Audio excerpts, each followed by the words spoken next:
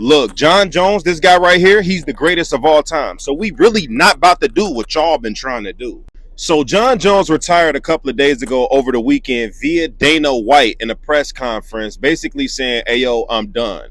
I've been reading the comments of all these videos, and all I've been seeing is Tom Aspinall this, Tom Aspinall that. We not about to do this. When all-time greats retire, we are supposed to appreciate what they've accomplished in their illustrious careers, not make this retirement about one fighter. We not about to do that. I'm sick of seeing the Tom Aspinall quote. Here's why, though.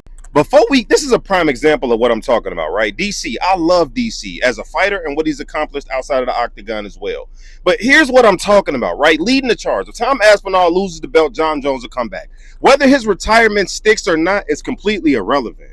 The fact remains, no matter how you feel about Jon Jones, he's a 13-time champion. Nobody has defended a belt in the UFC more times than he has, right? He's defeated more former champions than anybody else in the sport. Jon Jones has repeatedly mentioned that he gains nothing from fighting Tom Aspinall. And if y'all, as UFC fans, quote unquote, can't understand what he means by that, y'all just stupid at this point. Look, let me set the table for y'all, right? Let's say Jon Jones fights Tom Aspinall, knocks him out, right? Mops the floor with him, beats him in the third round, knockout. Now, Tom Aspinall was hot as fish grease prior to that. But let's say after the knockout, right, Tom Aspinall goes on to lose 4 of his next 5 fights, never to be heard of again. Jon Jones still reigns supreme as the GOAT and unblemished, right?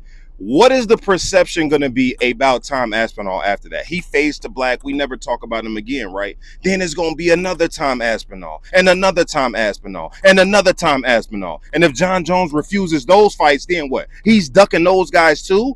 This is the whole point of what he's saying when he says he gains nothing from fighting Aspinall. So let me ask y'all this question. If you really think it's about Aspinall, let me ask y'all this, and I want an honest answer down in the comments. Real talk. If Tom Aspinall had the exact same resume as an Anderson Silva or an Alex Pereira or something like that at this juncture of his career, right?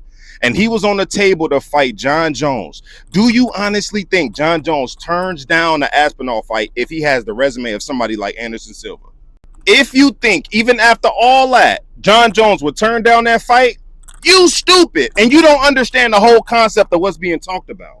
Jon Jones is literally chasing legacy-changing fights only. He's not looking to fight the number 1 contender. He's bigger than the UFC title. So he would rather fight a legacy fight over defending the belt at this point in his career, and he's earned that.